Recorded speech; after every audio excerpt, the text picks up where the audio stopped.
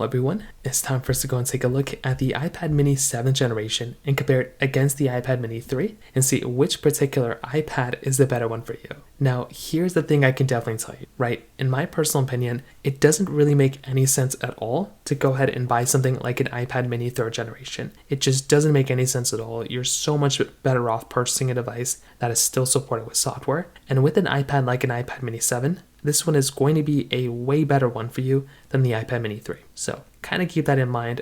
But could there be a case to be made that the iPad mini 3 could be better in some ways? I guess we'll have to see in this video. Before we get started, if you want to go and pick up any of these iPads, links will be down in the description. You can get that from there and you can help support the channel at the exact same time. Now, starting off with the outside of these iPads, the iPad mini 3rd generation, which came out many years ago, on the front side of this iPad is basically giving you a 7.9-inch Retina display. Now this is a pretty basic type of panel as you probably would have expected. There's not really anything super insane going on here. It's more or less things that we've already seen before, which I don't think is a bad thing. I think that might be actually a good thing depending on how you're seeing it. And I do think in a lot of ways this is a very good looking, iPad. Home button on the front. There's not really a lot of things to complain about here for this old of an iPad. Of course, if this thing were coming out nowadays, that'd be different. But I think it's kind of more or less what you'd expect. And I think there's still a lot of capability behind an iPad like this from a design perspective. But like I said, it just doesn't make a lot of sense to go and buy it because it's already outdated with software.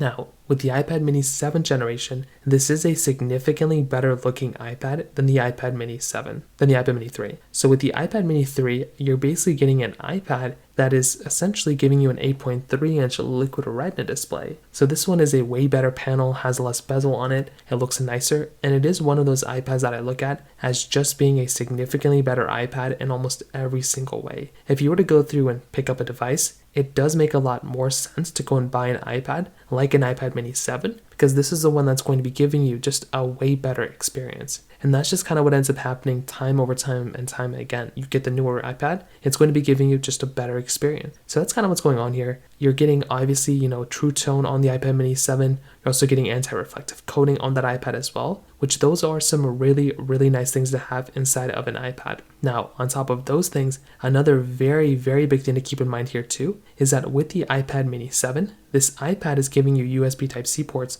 on the front side. That is in and of itself another very nice thing to have inside of a device. Like just being able to go through and have, USB-C is a very nice thing to have. Unfortunately, with our iPad, mini 3, we only have Lightning, which is still probably good enough for a lot of people. But definitely in my personal opinion, getting something like an iPad with USB-C is by far the better option for a lot of people out there. Now, on the back sides, you're getting single camera setups on both. You're getting overall very similar type of layout. They both kind of look kind of the same in some ways. But as you probably would have guessed it, if you are going to go through and get a newer device, it's definitely going to look and perform way better. So on the outside, like I probably would have guessed it from a mile away, both these iPads are great, but definitely with the iPad mini 7, that is a newer one and it's going to be giving you a way better experience. But it is a way more expensive iPad when it comes down to it. So when you're going through and getting one of these newer ones, you're probably going to be getting an iPad on the iPad mini 7 that is more expensive. That one costs $679,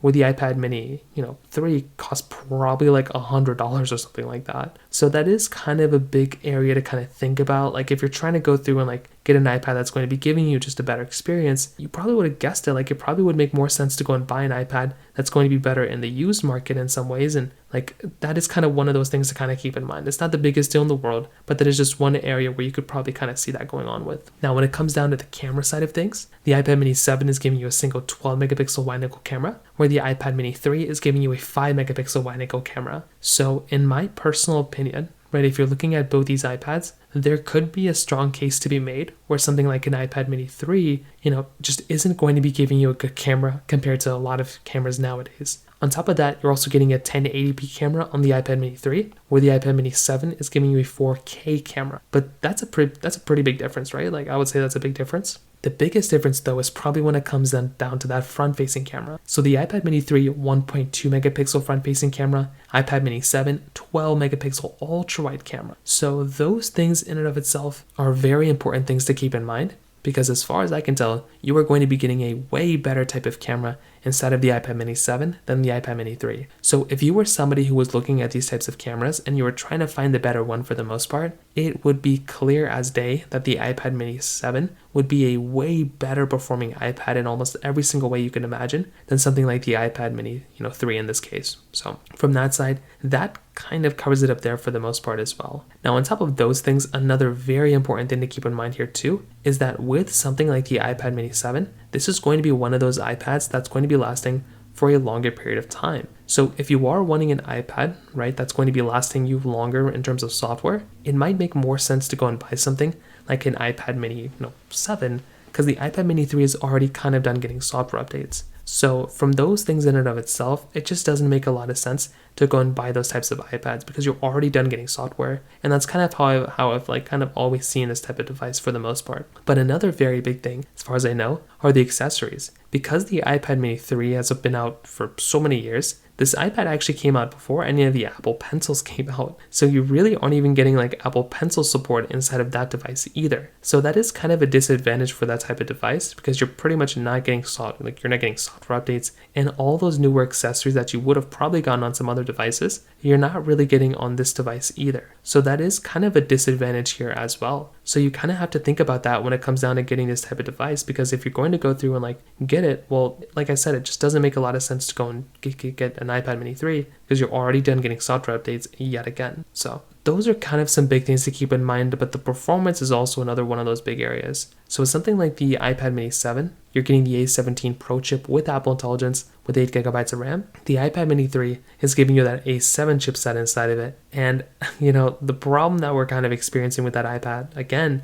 is that it just doesn't make a lot of sense to go and buy it because you're already done getting software updates. So what is the point of getting a device that's already done getting software? For me personally, it just doesn't make any sense to do that. And that's why I kind of feel like some other devices might be giving you a better experience. So the iPad mini 3 can still do some basic things kind of okay. Like it can still give you a decent type of performance for some basic type of things. But if you're trying to go ahead and take it up a notch and do some, more intense things, you're not really going to be experiencing that inside of the iPad mini 3. It's already kind of outdated, like I said, when it kind of comes down to it. Whereas on the iPad mini 7, it's pretty much just getting started. Right? This iPad just came out, and on top of that, it's still going to be giving you really, really, really good experience in a lot of other ways as well, which I think is a really important thing to keep in mind here as well.